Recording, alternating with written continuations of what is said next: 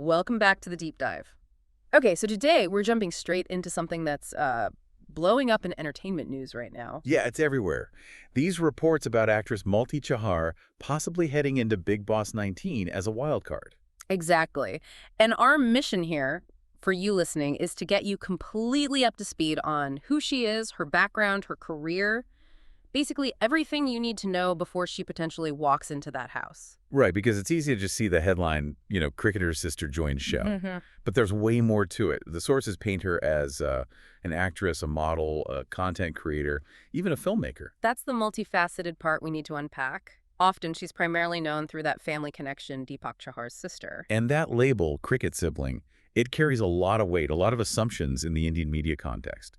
So this deep dive is about getting past that simple tag. We're going to look at her journey from growing up in this, well, very sports-focused family to building her own creative career. And figure out what unique skills or maybe strategic perspectives she might bring to Big Boss 19 if these reports turn out to be true. It's about understanding her potential game plan. Okay, let's get into it. So you almost have to start with the cricket connection, right? It's the thing most people know first. She's the sister of Deepak Chahar, the Indian cricketer. It's definitely the most immediate identifier for many. But, the sources show it runs deeper in the family. It's not just Deepak. Her cousin, Rahul Chahar, he also plays for India. Wow. Okay, so it's really a cricket family, like at the highest level. Exactly. We're talking top-tier professional sports. And she grew up right in the middle of that, born November 15th, 1990, in Agra, Uttar Pradesh. Imagine that environment. That context is crucial. It brings instant recognition if she enters the show, which is a huge plus. But maybe the downside, too, like immense pressure. Absolutely. She's not just Malti Chahar. She's representing a very famous, very disciplined sporting family name. Does that expectation clash with the chaos needed for reality TV? That's the million-dollar question, isn't it? Does the cricketer sibling tag become a burden inside the house, where maybe discipline isn't always rewarded? It's a fascinating tension because that upbringing, steeped in public scrutiny, performance pressure, discipline, it could be a massive asset, or it could make it hard to play the game the way it's often played. So, given this sports-heavy background, how did she navigate towards entertainment? That's quite a shift. Well, the sources suggest it wasn't accidental. It seems like that same drive, maybe that need for recognition, just got channeled differently. She aimed for visibility, but on her own terms. Not just falling into it, but actively pursuing it. Precisely. Through very specific, very public platforms. Yeah.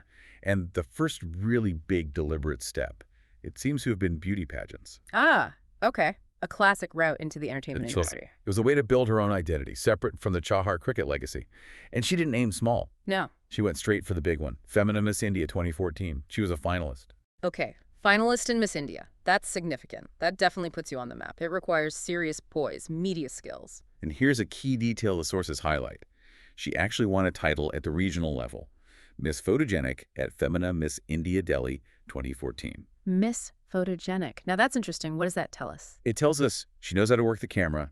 She understands visual presentation, projecting charisma specifically for the lens. That's practically a superpower for reality TV, isn't it? Absolutely. Knowing your angles, connecting through the screen. Okay, so that pageant success, specifically Miss Photogenic, that opens doors. What came next? Acting. That seems to be the logical next step, according to the timeline. Her film debut was in 2018, Bollywood movie called Genius. Genius, right. Directed by Anil Sharma. I remember that. And she played Rubina. That's the one. And then later, in 2022, she had another notable role in a romantic drama, Ish Pashmina, directed by Arvind Pandey, playing Amisha. Okay, so Genius and Ishq Pashmina. Both quite different vibes. What does doing romantic drama suggest about her potential approach in, say, a Big Boss scenario? Well, it suggests she's comfortable performing emotion, maybe even creating it. Romantic roles often need you to convey vulnerability, build intense connections, handle conflict within relationships. Yeah. All on camera. So she has experience generating drama, but in a controlled, scripted way. Exactly. A skill set that could be, let's say, very useful in the Big Boss house, where relationships are everything and constantly tested. But here's where it gets even more interesting, moving beyond just acting or modeling. What really makes her profile stand out, according to the sources, is this multi-hyphenate thing. A multi-hyphenate. Meaning she's not just in front of the camera, The sources emphasize she's also credited as a writer, director, and filmmaker. Okay, that changes things. A director potentially going into Big Boss, how does that background give her an edge? Think about it. Most contestants are focused on their performance, their character arc maybe. But a director, they understand the whole narrative. Pacing, conflict, resolution, what makes good television. Right. They know what the editors are looking for. The masala, the moments that will make the final cut. Precisely. She wouldn't just be living the experience. She might be consciously trying to produce her own storyline within it.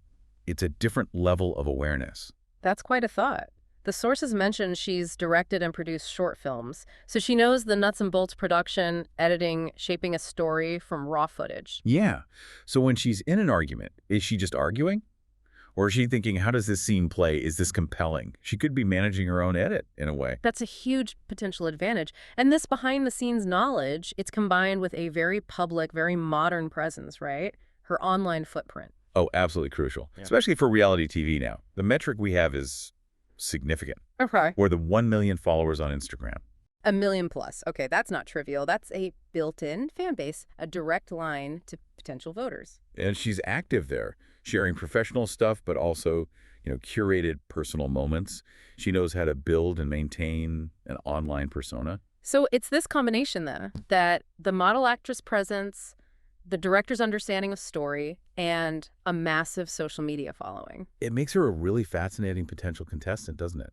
She's not just bringing fame by association. She's bringing a whole toolkit of creative and strategic skills. So for you listening, the takeaway is, if she goes in, she's not just another celebrity face. She's potentially bringing a director's mind, an actor's poise, and a huge online army. That's a powerful mix for that environment. Which brings us right back to where we started, this intense speculation about Big Boss 19. The reports are really flying around now saying she could enter soon as a wild card on Salman Khan's show. Yeah, the buzz is definitely loud. But we have to stress a really important point from the sources.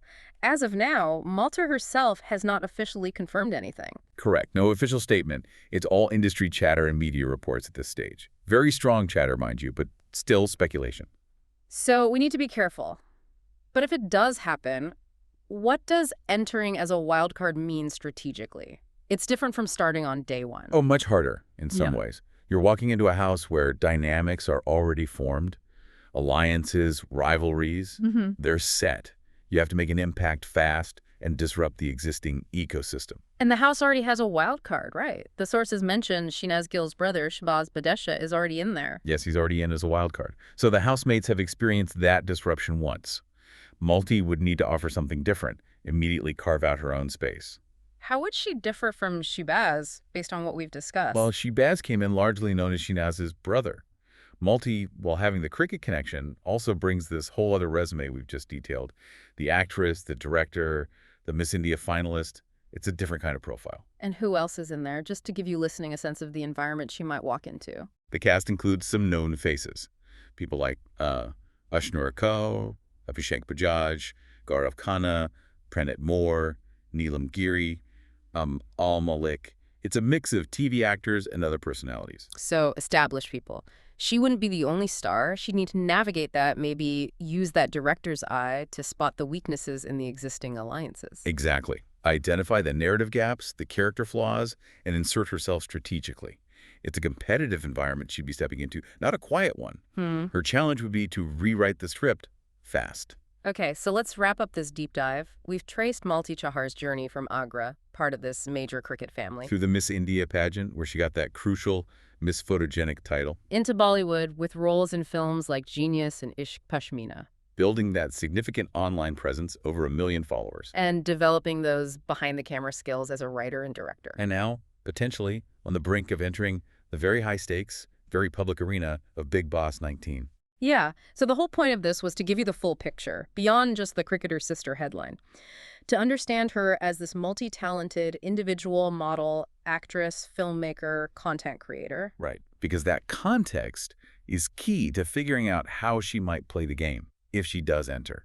She's spent years honing her ability to perform, to craft narratives, whether for film or for Instagram. Which leads us to a final thought, something for you to chew on.